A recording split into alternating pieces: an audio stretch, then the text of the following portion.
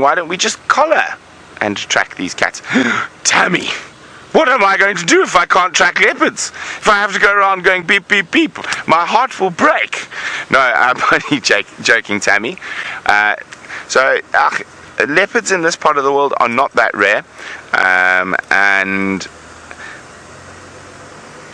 we know quite a lot about leopards. The only reason you would collar an animal is for scientific study, and in terms of scientific studies at the moment, there's not any studies that warrant the collaring of an animal. Now, when you do collar an animal, you've got to realize that it is not a nice process for that animal. Firstly, imagine you're just sitting there minding your own business, lying on the branch of a marula tree, and then someone shoots a big pointy needle into your bum. That's very uncomfortable. Then you don't know what's going on because you fall asleep. You might fall out of your tree, and then you wake up with this big thing around your neck.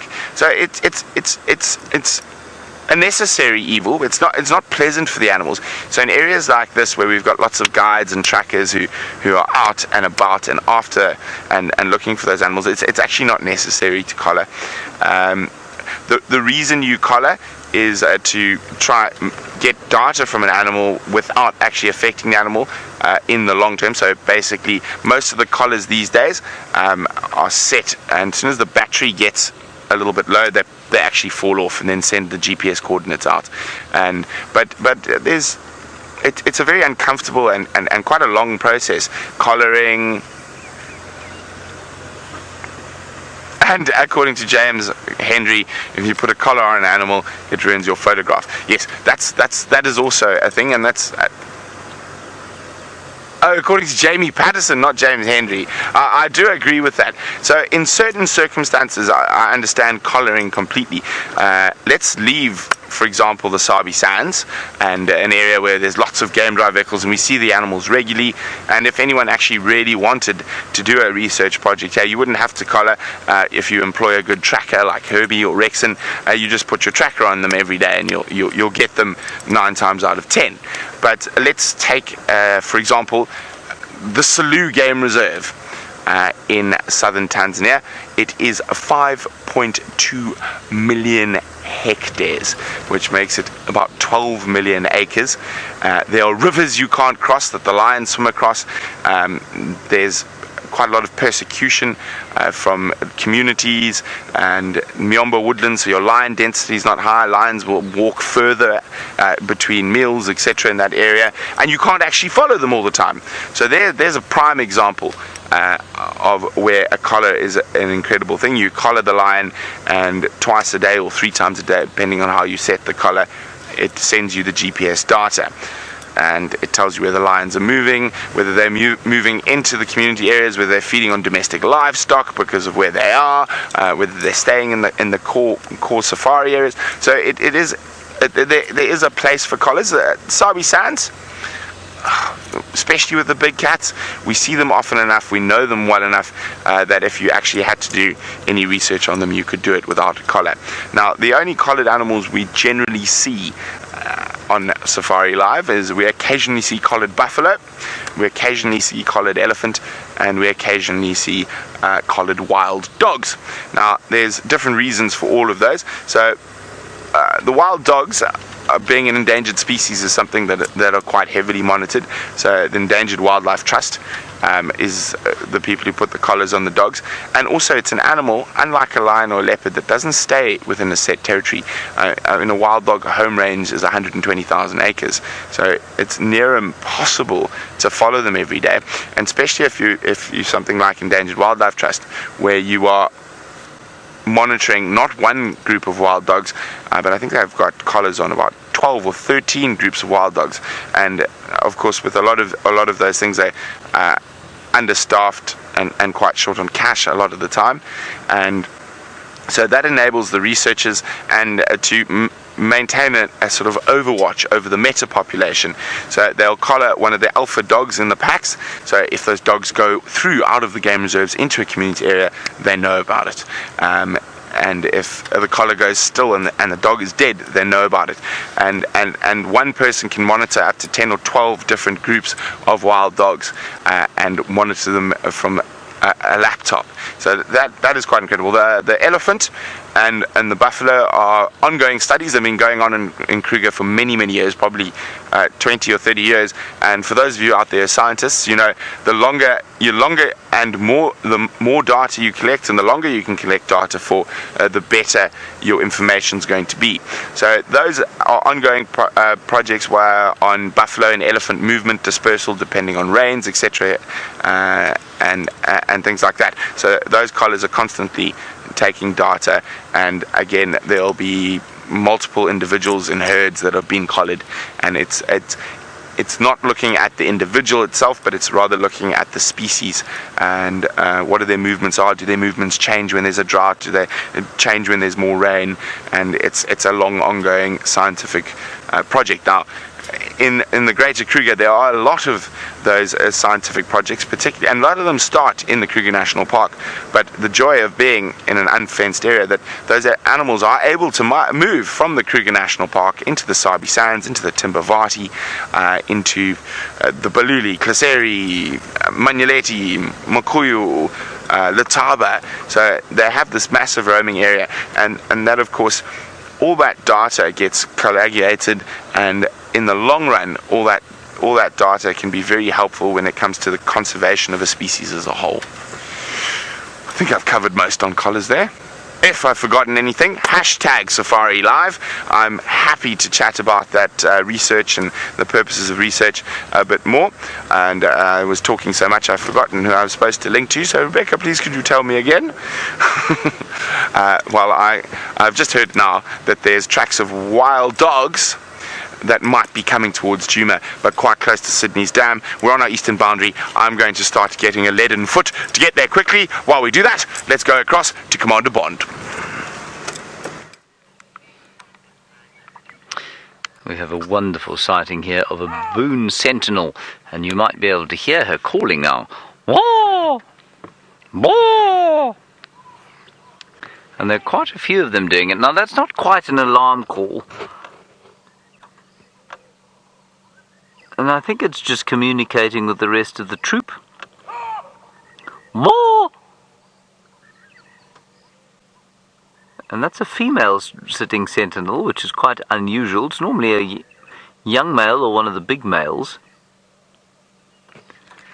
She's also got quite a nasty tick infestation on her neck, which means that there will be some aloe grooming. Those will be removed during the course of the afternoon.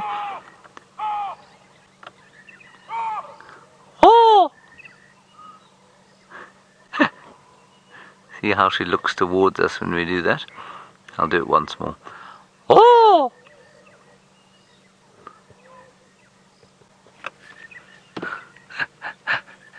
I think baboons are just the best fun to watch.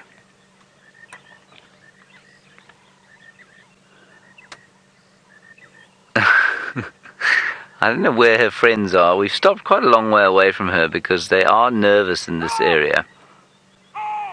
And I must tell you, we saw two wonderful primate species in India, one the langur monkey and one the rhesus macaque. And the langur monkey looks like a big vervet, and they have got the most haunting call. And in the mornings when you hear them calling with the peacocks, it's the most kind of mysterious, primal sound. They go, hoo, hoo, hoo, hoo, hoo, and it booms through the trees.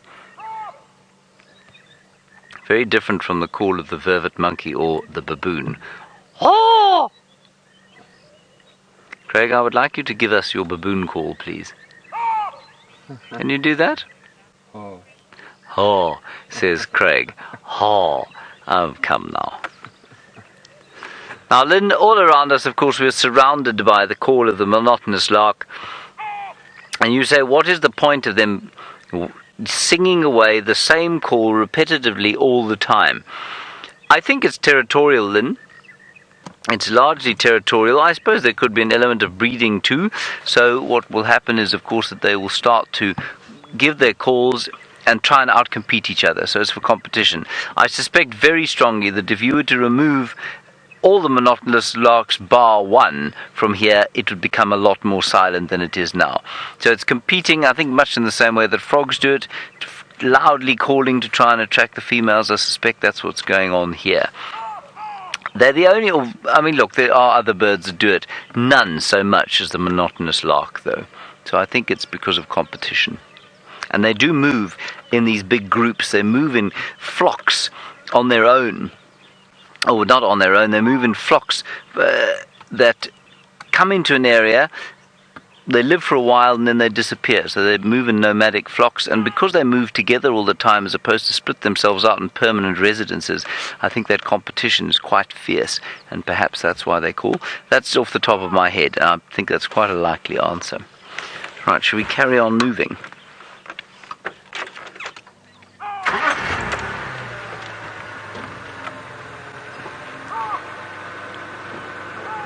James, you're wondering if baboons alarm call at wild dogs.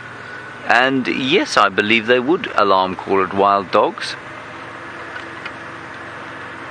The reason that Impala don't bother to alarm call at wild dogs is because they just need to get away. They just want to run as fast as they can. Oh, don't climb down. Wait.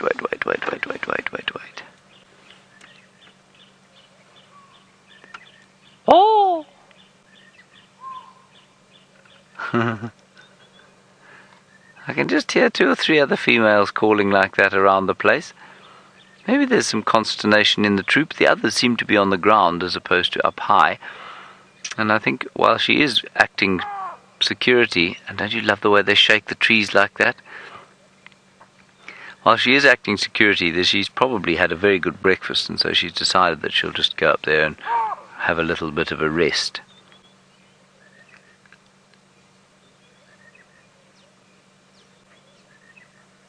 And all the rest of them are along the drainage line.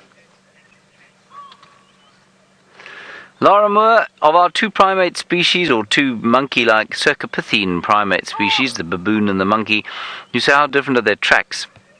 Their tracks are very similar, but they're very different in size. So although the shape is very similar, you would never confuse them because the vervets is about 1/4 the size of the baboons. About 30% the size. So they look a little bit like a hand. They've obviously got a prehensile big toe as well, or an opposable big toe, which means they're able to hold on with their feet, unlike us. That's one of the things we lost when we eventually stood upright.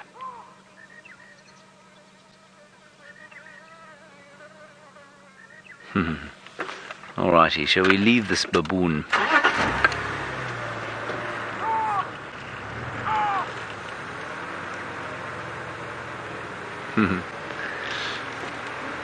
Oh, there's another one there. Can you see that one there, Craig? Lauren, you're wondering about pregnancy and whether animals know if they're pregnant or not. Does instinct cut in, or do they sort of become conscious of it? Well, consciousness, of course, is something that we could discuss for days and days. Nobody has yet managed to actually define what it is, really. I mean, it's a sort of sense of self-awareness, I guess. Are they self-aware that they are pregnant, or do they come to the conclusion that there is something growing inside them and that they are going to give birth? I don't know the answer to that. The cold-hearted scientist's view would be no, they don't. It is entirely, they just act according to whatever their instincts say. So they become hungrier, so they eat more in order to compensate for the fetus. And then suddenly one day they feel a bit heavier and a bit sore, and they give birth, and then the motherly instinct to nurse takes over. I don't know if there's a consciousness about it. I suspect in the primates it's probably not very black and white. It's probably a continuum. They probably have some understanding that they're about to give birth, and likewise I think elephants probably do.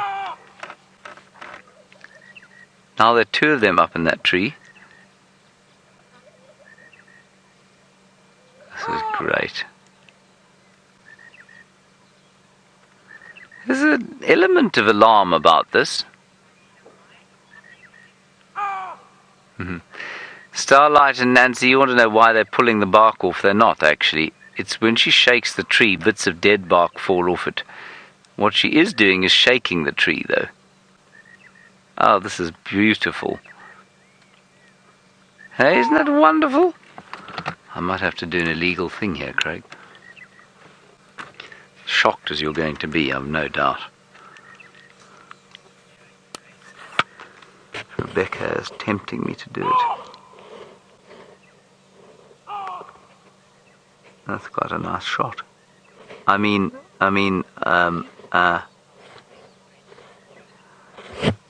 No, Rebecca, I will definitely not surpass Craig's great camera work.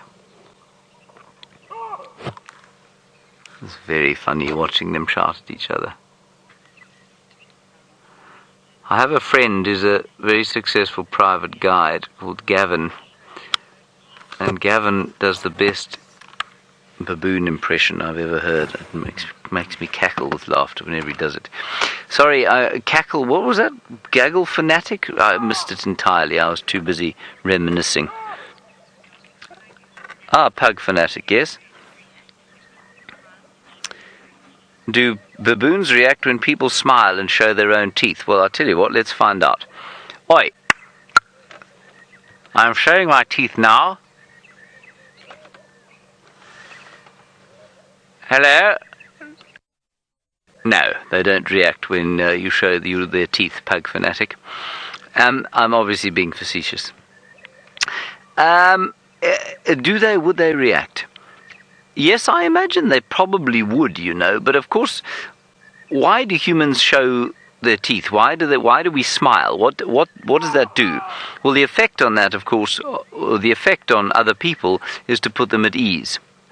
And we think that comes perhaps from showing the teeth to show that we are not trying to hide a weapon or something like that. It's almost saying, look at my teeth, I'm not about to bite you. I think it's got something to do with that. Whereas a baboon, of course, has an entirely different set of gnashes, and they mean different things. So when a baboon exposes its teeth, it's not saying, I'm not going to come and bite you. It's doing quite the opposite. It's showing its enormous canines. And so when a baboon shows its teeth, the intention is not to put other baboons at ease. Now, look, I've never actually been close enough to a baboon to sort of do an experiment of smiling at it and showing it my teeth and vice versa. So I couldn't really tell you, but I know that there are people at baboon orphanages who could probably tell you that almost completely. Alrighty, I think let's move on from these baboons, largely because I'm now sitting in the sun cooking. That's interesting. Julia, you say, what is the most human behavior that I've ever seen a baboon engage in? Well, you know what? I'm going to say doing what it's doing right now. They do this kind of sitting, which makes them look extremely human. And while this one is looking around and doing on a bit of security detail, when used there you go, that kind of pose there, where they sit on their backsides with their hands resting on their knees. In fact, as I've said that, I'm doing exactly what that baboon's doing. I'm sitting with my knee up and my hand resting on my knee. There we go. I was doing that completely by instinct, and that for me makes them look the most human. And then they sometimes they'll have a grass stalk sticking out of their mouths, and they'll be sort of looking into the middle distance, considering things, and that, I think, makes them look very human. When they're walking around or feeding, no, they're very baboon-like.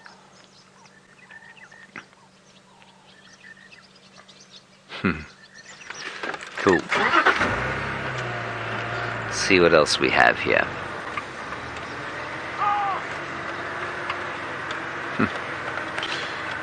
And Rebecca from Denmark wants to know if I think that they imitate. Let's have one last look. If they imitate each other like we do while they're sitting or standing. Yes, I think they do, especially the young ones. They definitely imitate the adults.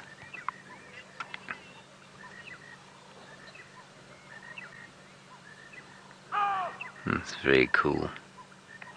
Oh! Oh! Boo! Now that baboon knows that I'm not a baboon. It was just a little irritated because every time she calls, I do the same thing. She's almost looking at me saying, "Shut up, I'm having a conversation here."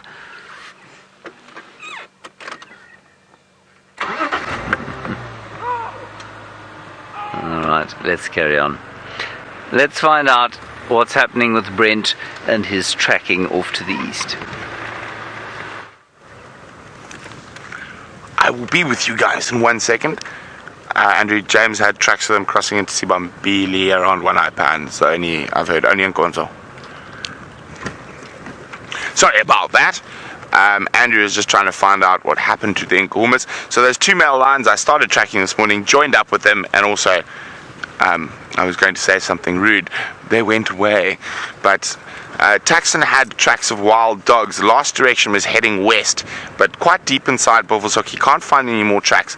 So we're just going very slowly along the northern boundary, hoping that we're going to find some tracks, or even better, find the dogs themselves. So there's been a lot of big cat activity on Djuma between the hours of 7 p.m. and 6 a.m. Between those hours, they've managed to vacate the premises at the moment.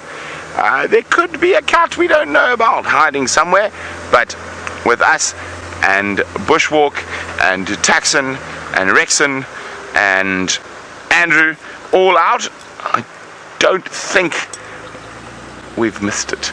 I think that the big cats have moved. So I'm gonna just keep meandering towards the Gauri Gate and the northwestern corner of Djuma, hoping beyond all hopes that my favorite animal, the African wild dog, pops up. And since we've been tracking about collars, I wouldn't even mind seeing a collared dog today. Now, of course, those collars on those dogs are very important for the well-being of the meta population, so the whole population of the Lowveld.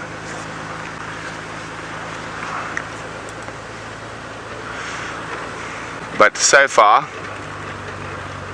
we've got nada, nix, zero, zilch. I can't even think of any more ways to say nothing. But we have many, many monotonous larks that have not stopped calling for the last couple of weeks. So there's one sitting nice and proudly on top of the tree up there.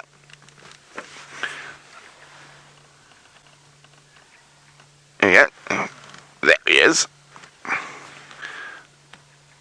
Oh, I take that back. That's not a monotonous lark. Just zoom in a bit more, please. It is a monotonous lark. I got excited for a second. I thought it was a Petronia. Oh, it is a Petronia. No, it's not. It is a lark. Not doing the normal choo-choo-choo-choot. There we go. Lovely little LBJ.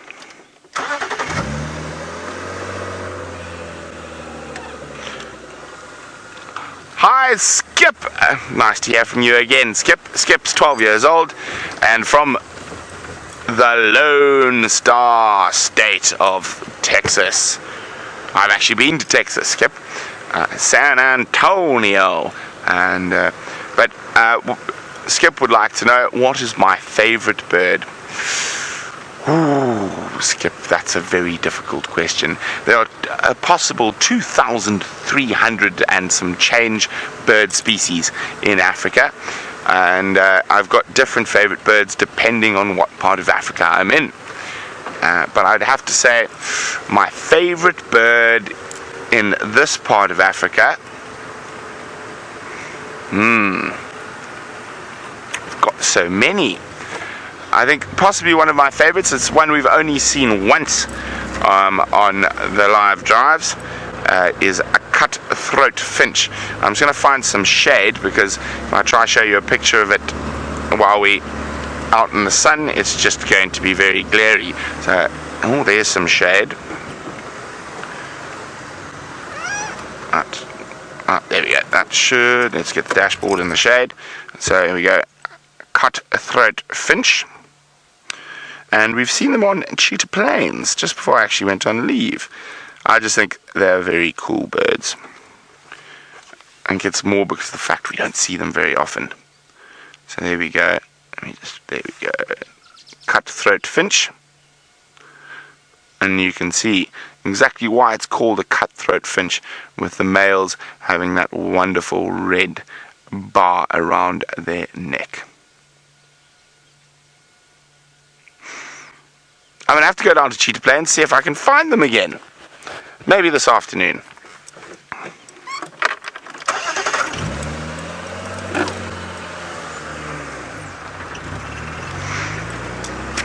Hello, Justin S.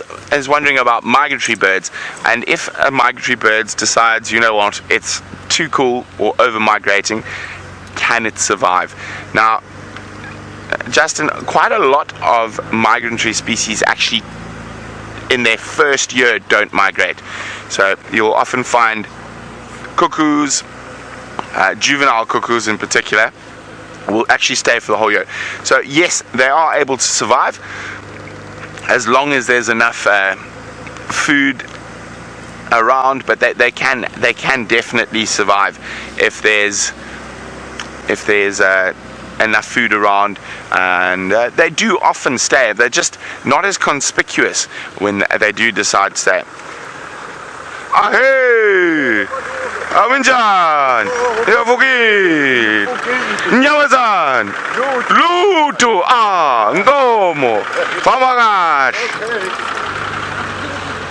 Now, luto is not a word we want to hear. It means nothing! So I was asking him if he had seen any animals on his trip from the gate back and to camp. Rebecca wants to know, was I speaking Afrikaans? No, I was not, Rebecca. I was speaking very bad Shangaan, and probably mixed with a little bit of Zulu. But yes, so probably in South Africa there's a language called Fanagalo, which is a horrible language.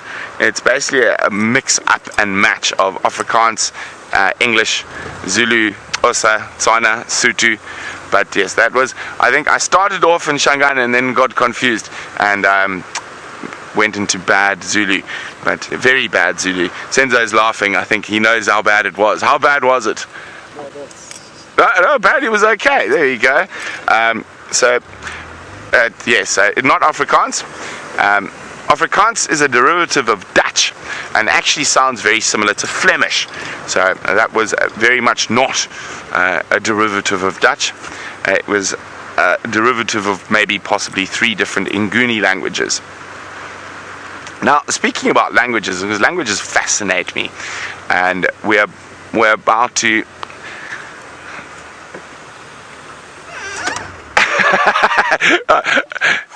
Arkansas John says I'm never ever allowed to do a Texan accent ever again. What about an accent from Arkansas? I thought my southern drawl wasn't that shabby after my time in San Antonio. Yes, that was an interesting time of my life. But let's back to Nguni and African languages. So even though there's quite a big difference between a lot of the languages, and I've traveled extensively through Africa from the west through the center, south and east, and there's certain words in the Nguni languages that are always the same or sound similar. So, and it's always the important ones. So in Zulu, water is manzi. In Shangaan, it's mati. In Tswana, it's metsi. In Miene, which is in Gabon, it's what is it now? Oh no, matsi.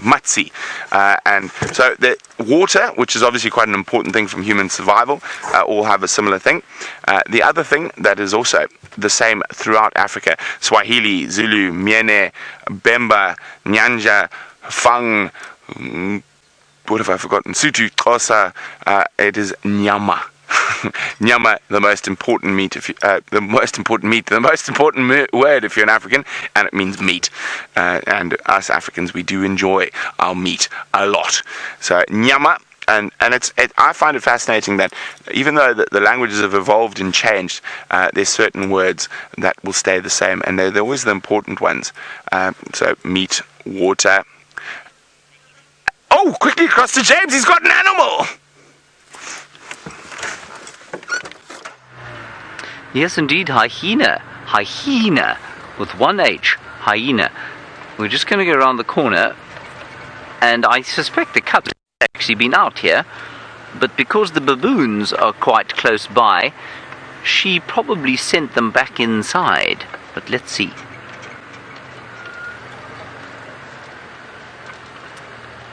Good morning, madam. Hello. Well, not actual madam.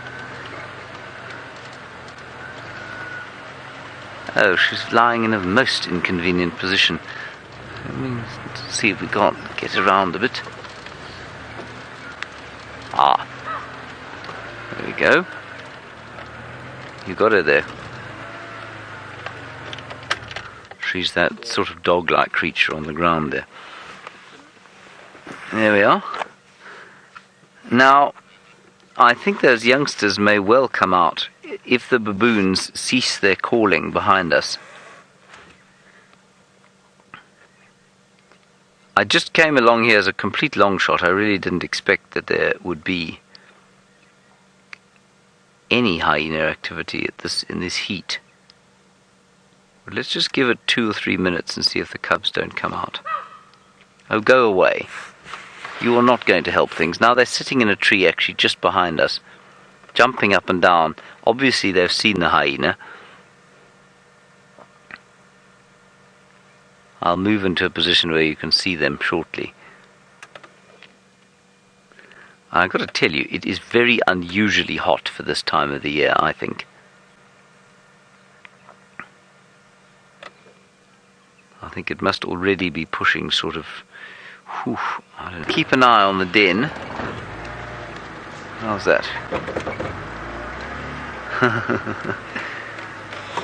Lots of them in the tree there. So I suspect the cubs are out here until the babies, at least until those baboons arrived. And then they're probably scattered inside. She stood up, that's how we saw her. And then she thought, ugh, they're not going to come and have a go at me. I'm a terrifying hyena.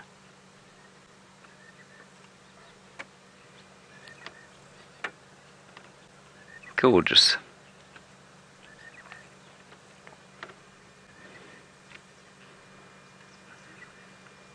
Ah, it is really very hot indeed.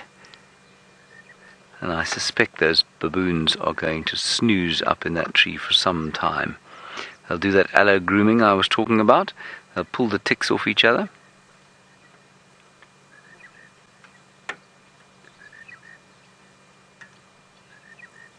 Ah, lovely.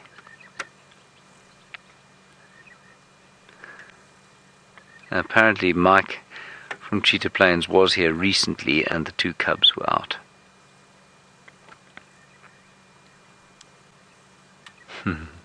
There's obviously something to eat in there. I think it's a knobthorn tree or black monkey thorn. It's a black monkey thorn tree which you and I promise you wouldn't sit in, and it's produced its pods, and that's what they're eating. So they're having pods for breakfast. It's like having beans for breakfast. Not ideal for me. Some people quite like beans for breakfast. Rondre, for example. Do you like beans for breakfast, Craig? Baked beans on toast. Quite possibly the most disgusting food substance ever produced. A cowboy food, as Rebecca says. Yes, I agree.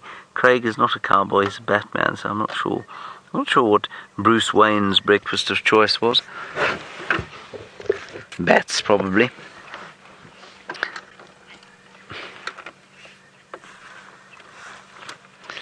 Now, Rebecca Smith, you ask a very good question, of course, which I've just kind of taken as assumed knowledge, which was very stupid of me. You say, are baboons and hyenas a threat to each other? Well, yes and no. Will hyenas actively hunt baboons? No. Would they kill them if they could and eat them? Yes, absolutely they would. And therefore baboons feel threatened by hyenas, and they will chase any predator that they can if they feel that they can get one over them. So they do definitely chase the leopards of this area, especially a female or a young male. They'll try and chase. A big male will try and chase them. Sorry, I'm just putting some sunscreen on my face. And in this case, they would certainly kill the baby hyenas, but they wouldn't be able to fish them out of the den. That's why they've gone into the den. But Mum is just standing guard here, but she's wary of them, so she would move away if they came to have a bit of a fight with her. I don't think she'd hang around here. But the baboons are equally wary of her. Also, of course, leopards and baboons will fight up in trees, so they have times when they will have conflict, but way up in the treetops. And there's some wonderful footage, and I forget exactly what the title of the film is called. It was on National Geographic the other day, where they shot with a very high-resolution thermal camera a male leopard, catching a baboon in a tree at night. So hyenas and baboons do not have that conflict, of course, because the baboon, and at least the hyenas, are unable to climb. I suspect that might be why it is that the amount of conflict between hyena and baboon is much less than that between leopards and baboons. Alright, I think I'm babooned out, and I don't think these cubs are going to come out. Let us continue. I did say I was going to go towards Twin Dams, and I will do that now, eventually. I'll just have a last look to see. No, there is a hyena in that grass there, but no babies.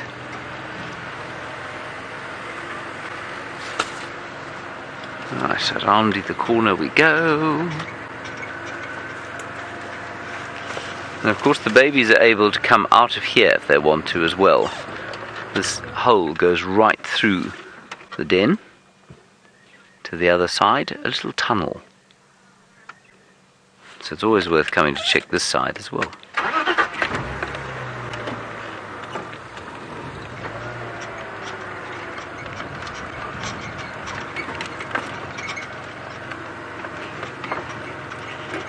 Julia, of course, hyenas, the second most dominant predator of this area, and you say, are they a danger to human beings? Julia, yes they are. They are a danger to human beings, not in the middle of the day, not when you're walking on foot, absolutely though, at night when you're lying down. And I would say the vast majority of hyena-human deaths, or hyena-caused human deaths, are in campsites where people do not pay attention to the rules, or in rural areas where people are either drunk or stupid, and they leave their tents or doors open. And the hyena, if it comes across a prone human being lying down, will absolutely see it as fair game. And so children and adults alike get dragged from tents and huts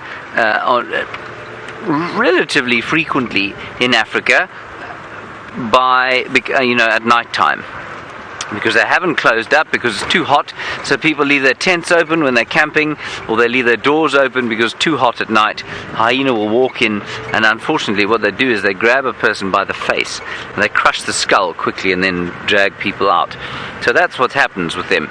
In the day, I wouldn't be worried about meeting a hyena on foot at all. There was one hyena experience I had here though, where I found a hyena off Drakensberg Road, flushed it. I was trying to track a leopard, and the hyena normally move off, and so I didn't think anything of her. I just watched her go, and then I carried on going, and then I looked up and I found that she'd actually circled around. She was coming closer to me. So I shouted at her and she moved off a little bit, and then I carried on going, and eventually I had to pick up a stick and throw something at her because she was just getting a little bit inquisitive. Of course, once the hyena realizes that you as the human being are a physically completely pathetic creature, well then, there's really no harm in them coming to have a go, is there? So you want to maintain that illusion that we are dominant and able to kill at will. Same thing with the lions.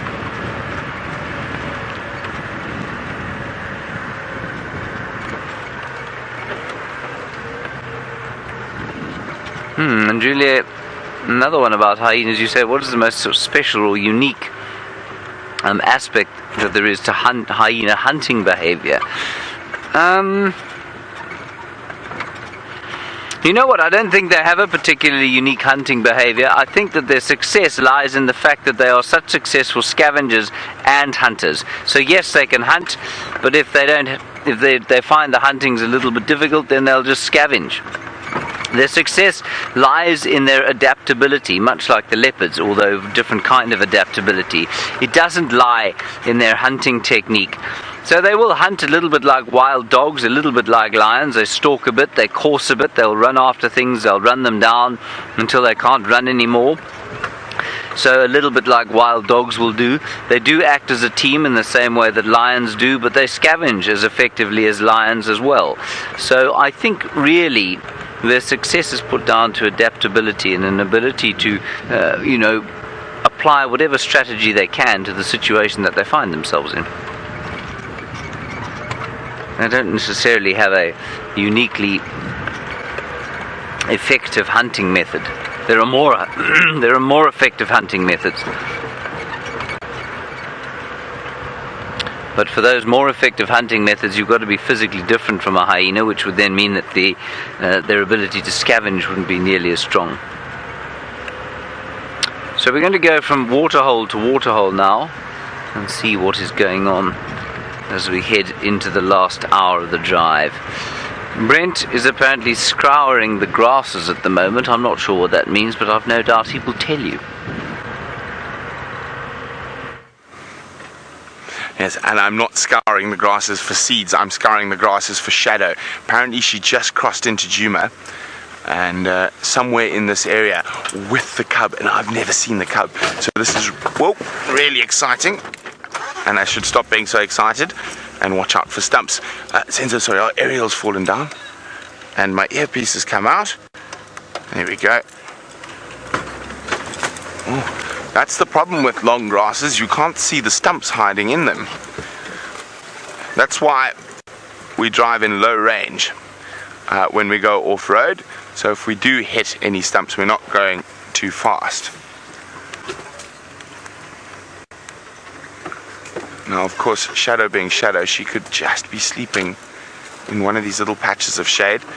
Shanae said she couldn't see if she moved further or she just went to sleep somewhere close here. But I'm very excited. She's got to be here somewhere. I want to see the cub.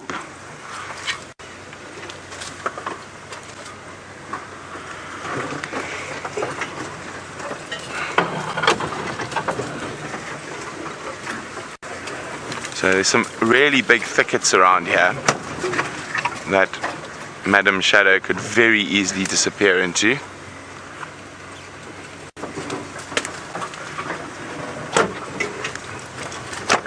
So she would have crossed, where's that? She crossed here.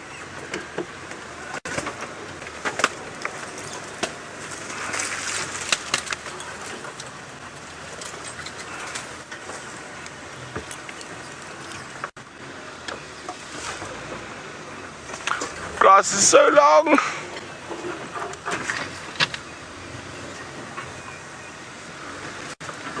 So just to the north of that pole,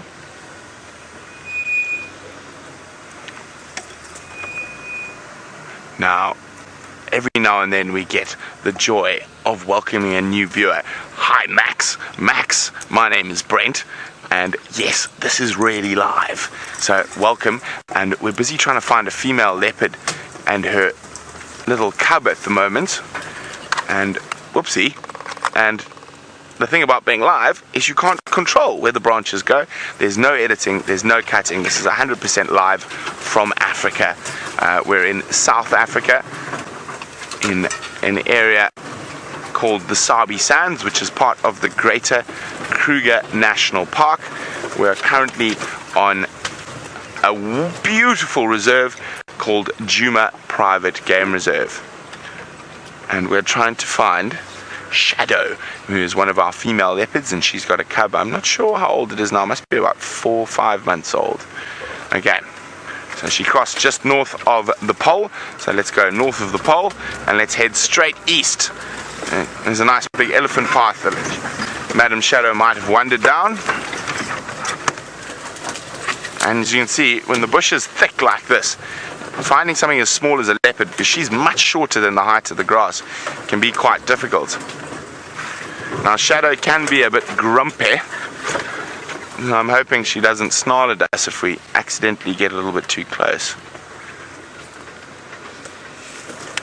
So if Sinead was parked there and she couldn't see any movement to the south, then that leaves east. And he has a nice path. Leopards like to use elephant paths. They don't like all the grass seeds in their face. So I think I'm just going to go a bit further to the east. Fingers crossed we catch up with her. Now it is getting quite hot now, so she's likely to stop. And guys, sorry if I don't turn around to look at you too often. I've already hit one stump and I don't want to hit another. And also I'm just going to give myself a little bit of height so I can look down into the grass. Now you got to think, if I was a leopard, where would I go? I think that's a lovely piece of shade. Now, of course, I think her general direction is going to be moving towards a little dry riverbed down there. I just want to double check she's not here before I head there.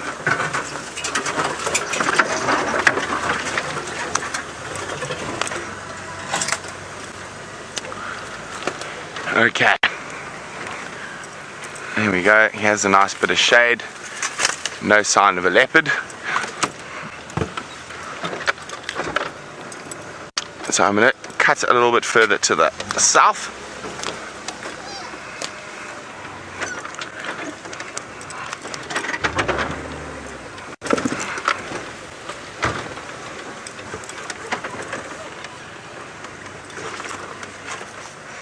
So I'm going to focus all my efforts on trying to find Shadow and her cub. So while we do that, James has got a big black smelly beast to show you. Hello everybody, here we are again, and I know that we wouldn't normally make an enormous fuss about an animal like this, but there is a buffalo, if you can believe it. Good grief, who would believe that there's actually still a buffalo at Djuma? Well, I tell you what, I wouldn't have believed it unless I'd seen it with my very own peepers. Would you, Craig? Do you find yourself in a position of being sore amazed? Almost sore amazed. Now for Craig to be almost sore amazed, it would be like you and I seeing a velociraptor go hopping across the damn wall here. I'm so amazed I took a little video of it myself. Now the reason we're so amazed, of course, is because these things just have not been very common in this area of late. Since the very first rains we had, they went knocking up into the Manuleti and down south into the southern Sabi sand in an attempt to avoid being around the drought-blighted lands, I guess, and onto the more fertile Gabbro regions. Now, Gabbro, for those of you who don't know, is an underlying rock type, and it produces very good grasses in the summer, early summer, after the rain. Not so good now, and so I think slowly we're going to find more and more beefaloes coming back towards Djuma. Ah, and Stanley, well done. You say there's also a black-grey-white bird. Yes, there is, Stanley, a black-grey-white bird, otherwise known as the blacksmith lapwing. And I suppose that it is beholden on me, given that the temperature is rising, and given that there's not a lot else out here, to tell you why it is again that the black-grey-white bird is in fact called the... not black-grey-white bird, the blacksmith lapwing. Now, when it calls, apparently it sounds like a blacksmith hitting an anvil with his hammer. There it is. Now, I, happen to have been a horseman at one stage of my life, And so I have seen a farrier or blacksmith hitting away at an anvil with a hammer, and I can tell you categorically that it sounds absolutely nothing like the squawking call of the blacksmith lapwing. But it's still quite a nice name. It's a much better name than ornithologists normally come up with.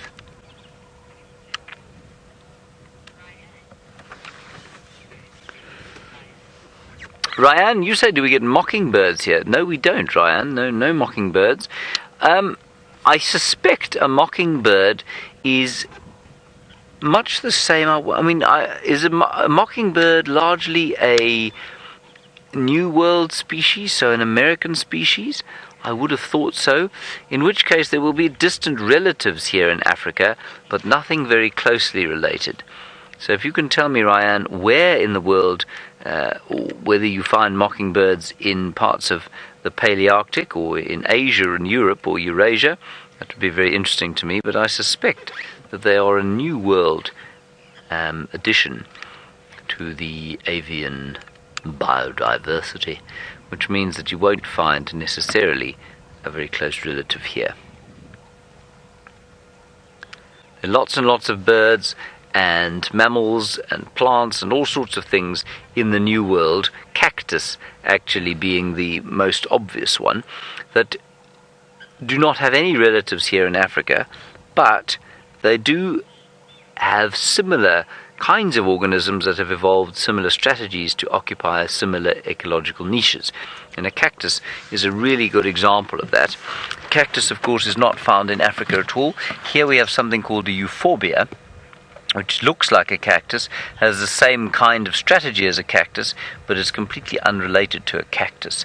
And I think you'll find that the mockingbird probably has a similar kind of ecological relation here, but not necessarily a genetic one.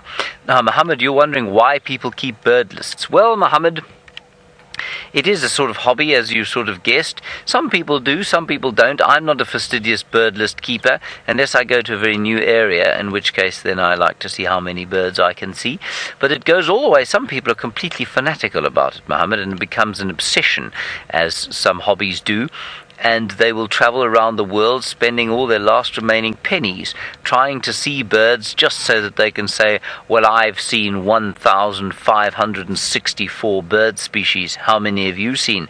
And then they feel very good when they're in a dinner party and somebody else says, I've only seen 1,223 bird species. And they go, yes! And that makes it all okay. Now, Brent Leo Smith has managed to achieve what all the rest of us have failed to do. We found Shadow, and she's busy calling for the cub. I don't want to get too close. I can't see where she's gone now. She's going into the drainage line. We need to keep with her. I wonder if she's got a kill here. This is so exciting. I'm really excited. I really want to see this cub for the first time. There's Shadow. There she is. Now, she's going into a Timberti thicket. And this is an area she used to spend, or Sindile used to spend a lot of time in. Well, at least finally one leopard has fallen to my charms. I've been struggling and searching for Queen Karula, so we're going to have to accept the Princess Shadow. And there comes the cub, there comes the cub. So just a little bit up to her left, come out a little bit. There she's walking straight to the cub. The cub's there. There it is. It's the first sighting I've had of it. Okay, we're going to get a better view now. Oh, it's so cute. It's so small. It's so wonderful. Oh my goodness, I love little leopards.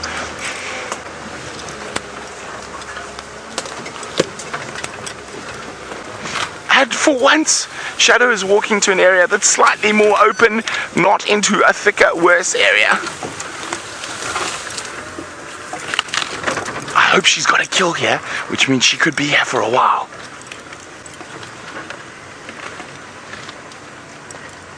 Okay, she was walking parallel. The grass is really long here. So let's just try. I'm going to try my best to get another view. But I don't know if you guys got to see it. It's so small. It's a little sausage. I want to be very careful. I don't want to upset her or the cub. So when I drive into the long grass like this, I'm being very careful, and I'm going much wider than I normally would. Oh dear. As I said, Shadow, I thought she was going to an area that was slightly nicer. It's not. It's worse. But that is Shadow. Okay, I need to get down into the riverbed, and hopefully we can get a view from there. Senzo, watch out.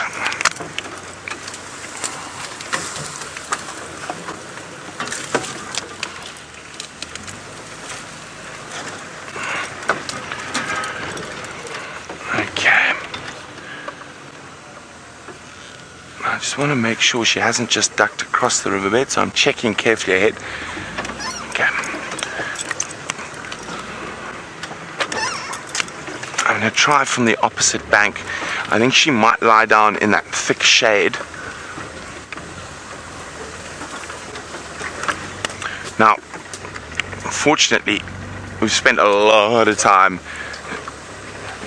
ducking and diving through these thickets when she had Sindile. She kept him in this area for a long time. And actually, the first time, my good friend Brian, who was a cameraman here, ever saw a leopard on foot was Shadow and Sindile in this very thicket, and Shadow charged us. Okay, the last place we saw her was directly opposite where I am now. So I said I'm trying to be very careful not to go too close. So I haven't seen this cub. I'm not sure how relaxed it is around the vehicles yet. You see anything, Senzo? And this dark light in here, this sort of dark thicket with the dappled light, can play tricks on your eyes. So there she is. There they come. There they come. Okay, she's lying down. So I've spotted her. Okay, so Senzo, between these two trees. Okay, so zoom. I'm going to try and walk you through it. I don't know if you're going to be able to get a view. A little bit to the left. I don't think you're going to be. Let me go forward slightly. Okay. Okay, so a little bit to the left. Bit more to the left. Bit more to the left. Okay, now zoom. Slowly. I'm just trying to find her on the screen. So we're looking beyond. There she is. Okay, a little bit more to the left. Center screen. There she is there. Now, let's hope the little cub comes to join her. As I said, I'm being careful not to go too close. I haven't spent, and I don't think anyone spent much time with Shadow's cub because she has kept it very well hidden. So I want to keep my distance. I don't want this little cub to have any negative connotations from the vehicles. And it's here somewhere. And we're just waiting for it to pop out. Now, I will move to try to get a better view a little later. As I said, I don't want to force the issue, and it's very important when little leopards are young to make sure you drive correctly around them. And if you do that, here comes all our sweetness. Oh, it's so cute, even though I can only see an eye through the bush. Hi, Ma. Can I have a bath, please, Ma?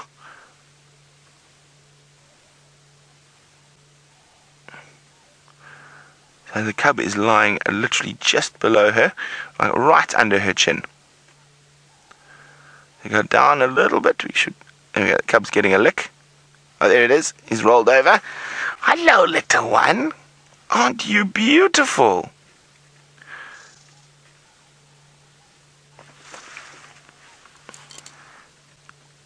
So much of excitement. Now, of course, James saw the cubs for the first time. So I said, I'm going to stay here for a little bit longer, let them get used to the presence. And you notice I'm not trying to whisper, I'm talking normally, and I want the cub to get used to that type of sound.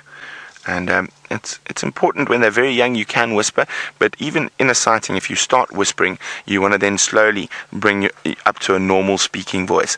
And of course, that will relax the animal. It will realize that sound is not a threat.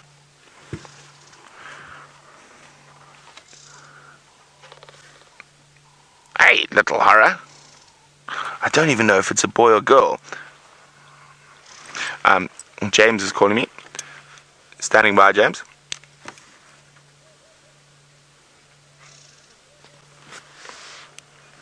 You're breaking up. Go again.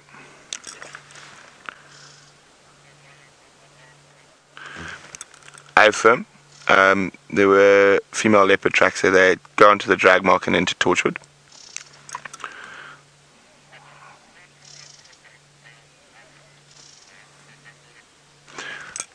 From the tracks that were going west were older, and then the most fresh tracks were heading east. How does seeing, well, I know how seeing Shadow's cub makes me feel. It makes me feel ecstatic.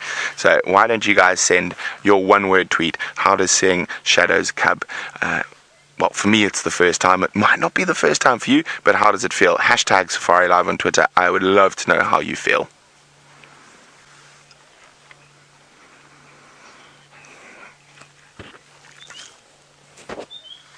Well, hello, April. April wants to know how old is Shadow and her cub. Shadow is 11 years old. Her cub, I'm not 100% sure. I'm going to actually have to... Oh, she's up.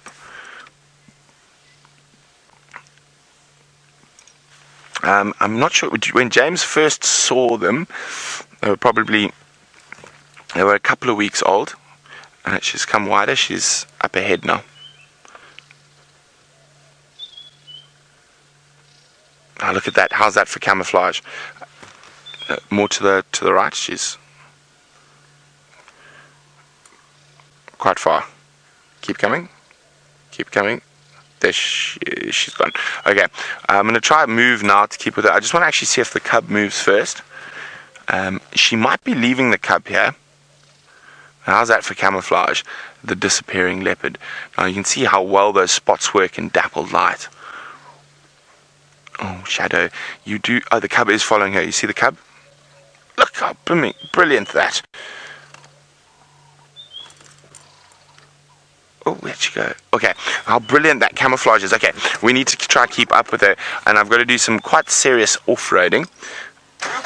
So, April, I think Shadow's cub's probably around 4 months old. I might be slightly wrong. We're going to have to ask James. Actually, James will know. So, while I try...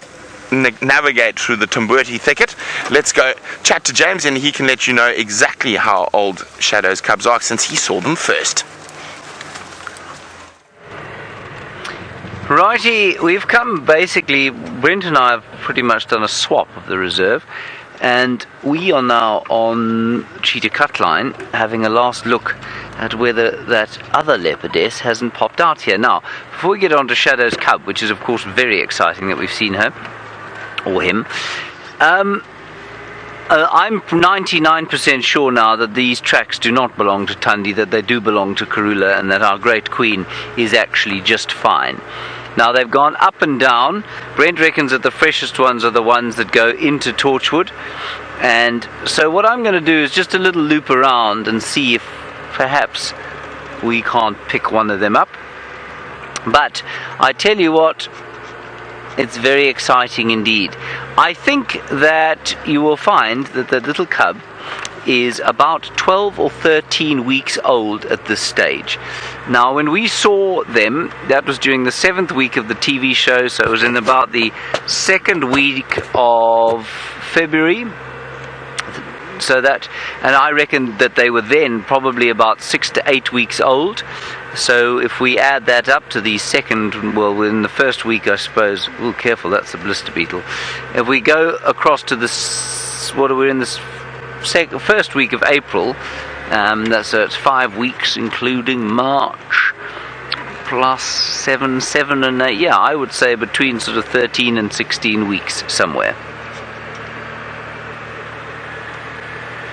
So that's really quite positive.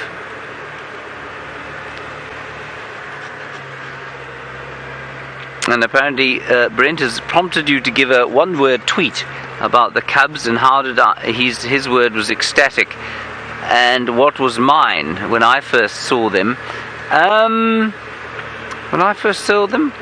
Yeah, I was pretty ecstatic. I was very excited, certainly. I suppose also there's a deep sense of honor that one feels when one sees a cub for the first time. The mother has chosen to, I mean, we like to think that the mothers is choosing to actually bring them out to show us. I don't know if that ever happens. It's nice to think that it does. And so yes, there is certainly a sense of honor that goes with seeing a cub for the very first time. Anyway, hopefully they'll settle down and they'll stay with us for a little bit longer. That would be very exciting indeed. She's moved a long way from where they had her this morning at Red Dam. So I think that's wonderful that she's come back onto Djuma, and certainly very nice prospects for the afternoon if she manages to stay still. And you know, Herbert and I walked that drainage line just before I went to India. We walked exactly where she is now, flat, hoping, because we know that she likes that area, and so with any luck she'll keep the little thing in there, although of course she could easily go due south from where she is. So we'll do one last foray through here and see if we don't come up perhaps with any more evidence of Karula, because if she has killed, of course, if she's killed and she's on that drag mark, well, she's eventually going to have to go back and try and find her youngsters, I suspect.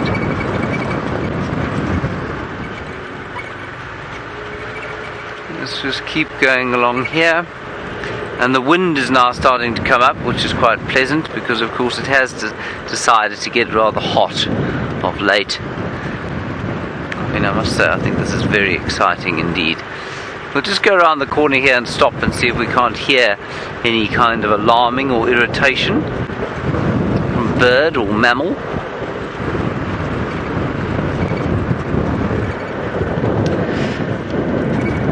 Mallory, this is the kind of question that has no meaningful average, I don't think. You say, how many cubs does a leopard normally have in a lifetime? Mallory, it's almost impossible to say, because some are very lucky, like Karula, either very skilled or very lucky. She's on to her 10th too, or on to her 10th. And then some are extremely unlucky or unskilled, like Shadow, who you've seen there, who's never raised a cub to fruition. So it really does depend. Shadow may well have given birth more times than Karula has, because every time they lose a cub, of course, they then go into estrus again. So although Shadow has been far less successful as a mother, she could easily have given birth more often than Karula, who's far more successful. Well, we'd consider her more successful because she's raised offspring that have gone to adulthood. So, I mean, let's take I'll tell you how it sort of works. Let's pretend that most of them get raised to adulthood. So she'll give birth for the first time, say, probably around 3 years old. And then every 2.5 years from then, all things being equal, she'll give birth again. So let's say she lives to an average age of about 15 years. That gives her 12 years, and you divide that by 2.5 and you get to roughly 5. So that would be an average of 5 litters raised successfully to adulthood. Let's say that there are probably between 1.5 or so on average will make it to adulthood. So sometimes they give birth to 3, very seldom do all of them survive, often give birth to 2, often they all survive, more often, or quite often it's 1. So let's call it 5 times 1.5 odd, which will give you a number of 7.5 leopards on average make it to adulthood. Well, no, that's if they all make it to adulthood. Now, I think you'll probably find that in Karula's case, we know that she has lost a few. So let's say 25%, which would be quite low, I think. 25% don't make it to adulthood, so she gives birth perhaps to another 25% on the top of that.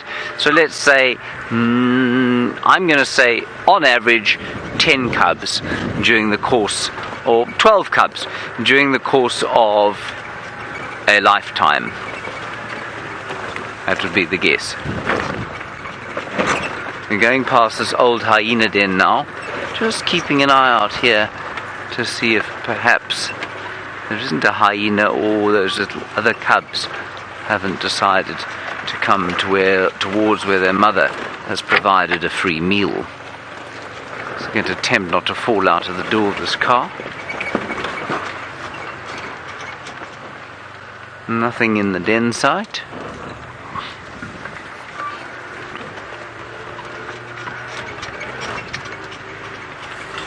Keep going down here.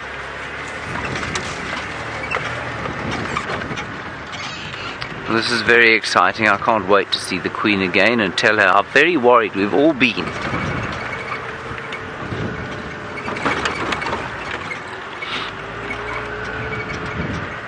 I don't understand your question, Kyle. Let's have it again.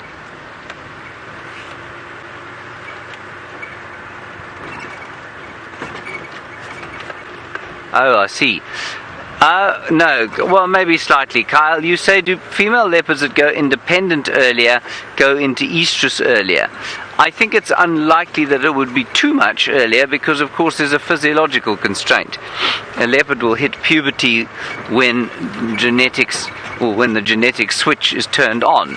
And so, yes, while I guess it could be switched on slightly earlier if they were independent earlier, I think, there's a very short band over which that could happen. So while, let's say, Shongila goes independent now, and she's certainly old enough to go independent, I don't think she'd give birth much before 2.5 to 3 years.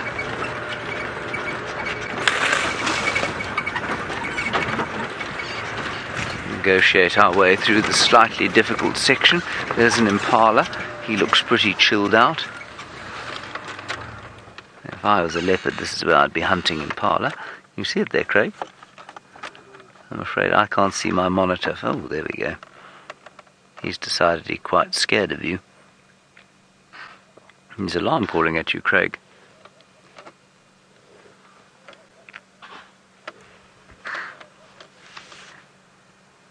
I think. Unless they've seen a leopard behind us.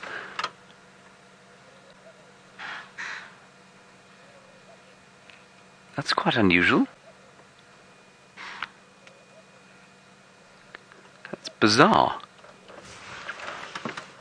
I'm pretty sure it's us they're having a go at. I'm just going to reverse.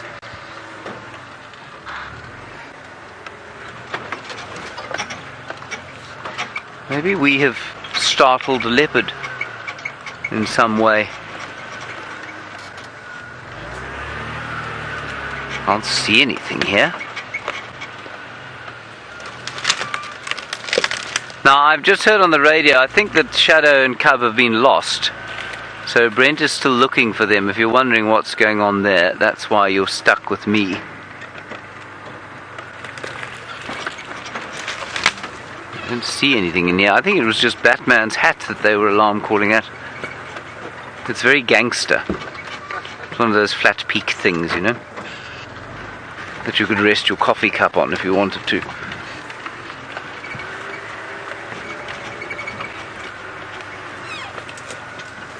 No.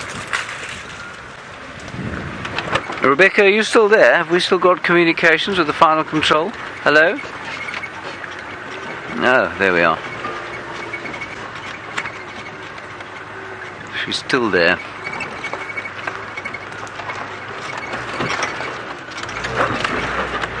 Yeah. Alright, so they are still trying to find Shadow and Cub again. She has disappeared. That's not surprising, as I'm sure you saw, the area that she's in is very thick with bushes. We're going to go down towards the Mramati and drive up that, because there were tracks, as I said, going back this way. Brent didn't think that they were the freshest ones, and they may have been after Brent came through here, of course, and it may be that she's gone looking for the cubs. And it would not be unusual to bump her going to and fro between her kill.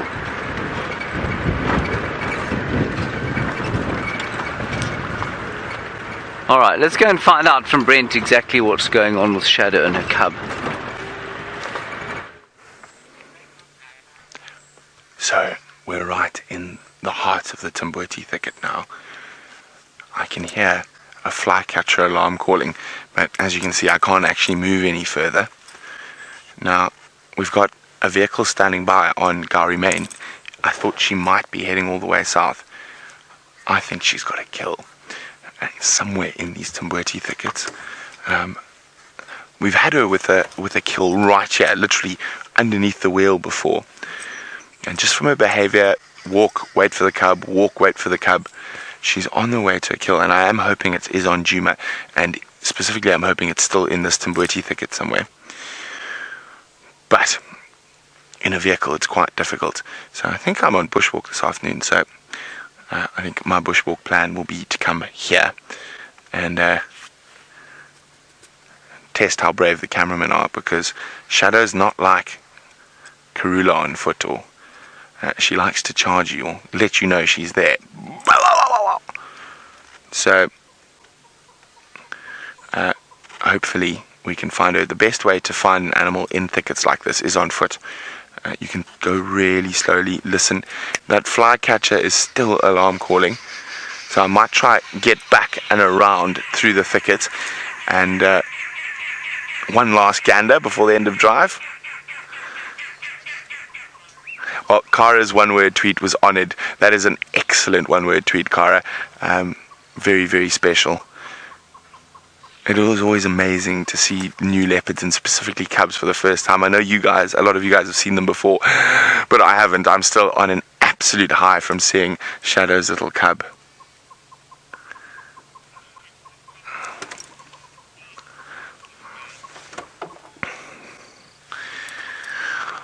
Okay, let's go see if we can move around to where that flycatcher is alarming.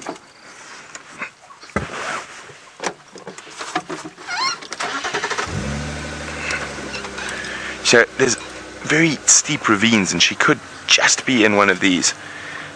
She could even be behind us, but I really think she's there where that flycatcher is alarm calling.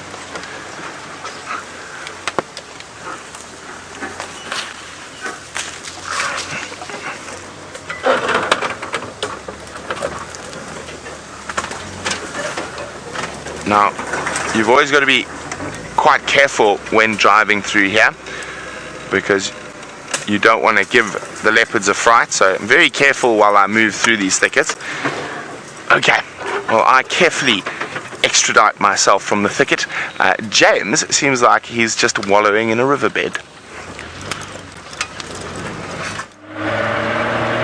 James is trying to coax Wendy into some kind of life. She's trying desperately to get stuck here, because she's not very well, I feel. Watch your heads, everybody. And don't lick your hands after you've touched this tree. It is very toxic. It is the Timbweti tree, of course. Come on, Wendy. There we go. Yeah, let it out. Let it all out. That's my girl. Old bat. I was kind of hoping to find some elephants in here. Ooh. Craig, there's an emerald spotted wood dove with its emerald spots emeralding in the sun. Is it not very beautiful?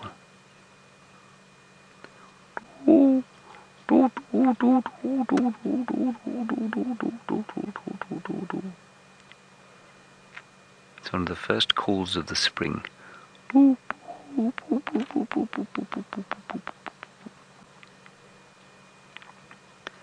wonder if I can't induce it to call. Now you see, the bird is pretty average looking when you can't see its emerald spots. But when its emerald spots are glistening in the sun, well. Alright, I'm going to make its call.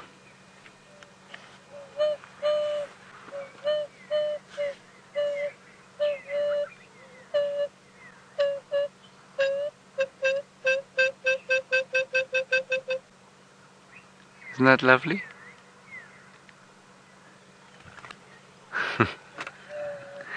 I think that's one of the most peaceful calls you can ever hear.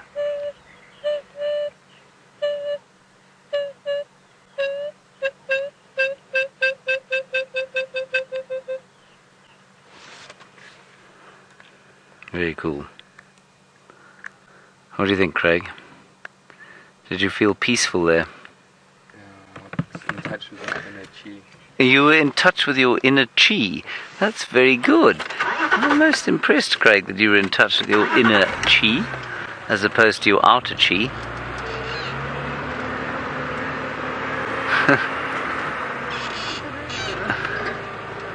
I knew that the next time I heard from Rebecca, she would be speaking through tears of laughter, because Craig, of course, hardly says anything at all.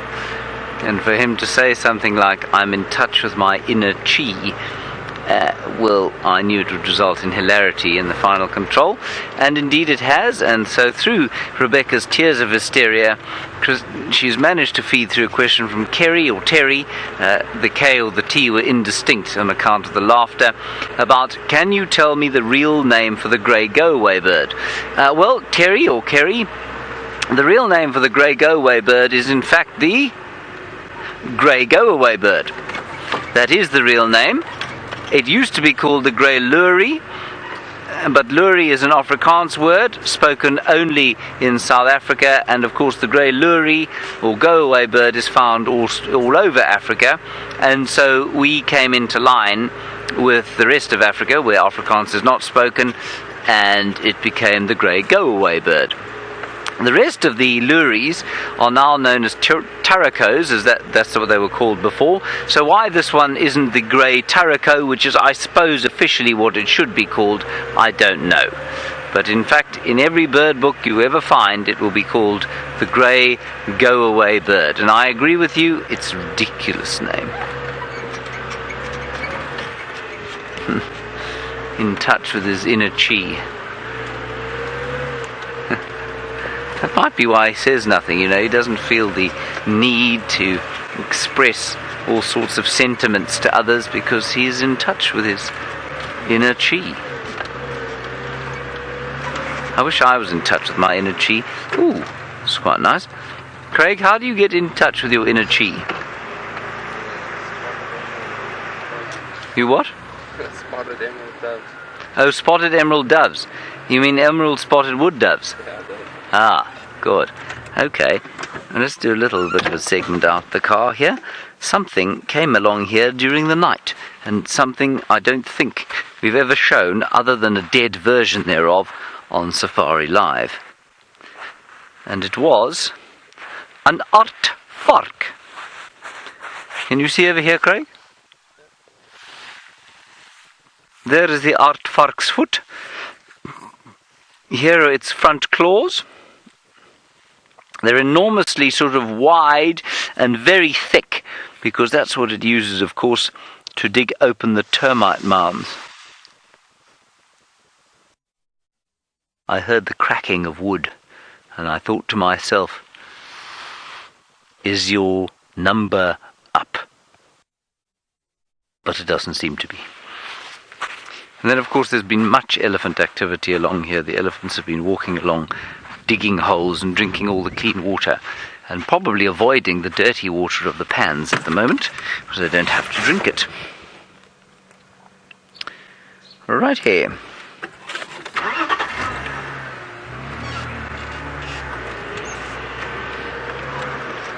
The aardvark.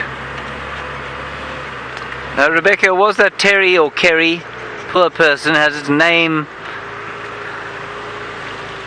Terry with the tango, there we go. Sorry, Terry, for getting that wrong. Rebecca was just rather too amazed by Craig's finding of Zen.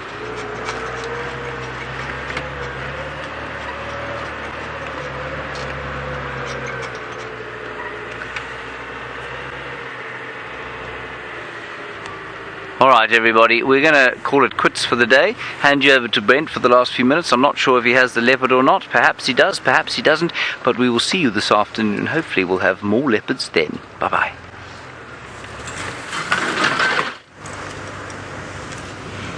We don't have her. Now, positive, she didn't go south. I am 98% certain that she's got a kill somewhere in that drainage line. Now, with the cub probably not spending a lot of time around vehicles. I don't want to, oh, we got a spider, there you go, bash and crash through there too much. So I think definitely Bushwalk's main objective this afternoon is to find where that kill is, and so we can get a vehicle in there and we can enjoy Shadow. And I'm not even sure if that cub's a male or a female. I could barely see it through the thickets, but very, very exciting. We have a leopard and a cub on Djuma today, and I'm pretty sure she's going to be there this afternoon. It's just going to take a bit of tracking to find her, but I'm still on top of the world. My first sighting of Shadow's cub. I'm sort of just basking in the morning light. We've seen a leopard and a cub. I'm just very excited. I'm very excited to go back this afternoon and try to find them again. And Shadow is definitely one of the trickiest leopards to follow. She doesn't like walking down roads, and she doesn't like walking through open areas. She really likes the thick stuff. Of course, and I like a challenge, and Shadow is a challenge, and we're definitely going to go have a look for her later. But what a lovely morning it's been. It hasn't been inundated with animals. I know James had some nice elephants, and we spent a lot of time looking for leopards, and unfortunately right at the end we managed to find one. The majority of the morning was slightly unsuccessful, but it's still always beautiful to be out in the bush, even if you see nothing. It's such a special place. The smells, the sounds, and just being in the wild.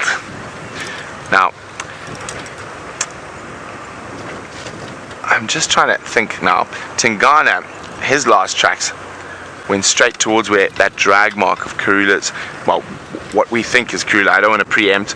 The tracks look like Karula to me. They're too big for Shungile. They're definitely a female. But the thing about being in an area like this that's open to the rest of the wilderness is that it might not be Karula. It might be a female leopard we've never seen that's slunk in. So you never know. I'm putting all the positive Karula vibes on it. I think I'm hoping it is Karula. So we're gonna have to wait to find out. Well, hi Max. Max, who's a brand new viewer, and it's been great to have you on the back with us, Max. Max said he's really enjoyed the show. Well, that's wonderful. We do love going out and sharing our home with all of you, wherever you might be in the world. It is a very, very special thing that we do, and it is awesome that you can see it wherever you are in the world and get to experience some of the magic of Africa. So Africa is definitely, in my opinion, the most magical continent of all, and as much as I would love to explore all the other continents of the world, I don't think I could call anywhere else but Africa home. And it doesn't have to be South Africa. It could be Botswana, Zambia, Gabon, Congo, Kenya, Tanzania, Ethiopia even, as long as I'm on the motherland or the mother continent where all human beings come from. So at the end of the day, we're all long distant cousins who walked across the land bridge from North Africa to Europe, and from Europe, or from the Middle East to the rest of the world about 30,000 years ago. So Senzo is very happy. He saw a cat. He got to laugh at me while I spoke some bad Shangaan /Zulu /Fanagalo, but it's been absolute blast, and I can't wait to do it all again in a few short hours, and I'm really excited. Hopefully we're going to be able to bring you Shadow and that little darling fluffball again. So from Senzo and myself, adieu, bon nuit, we'll see you later.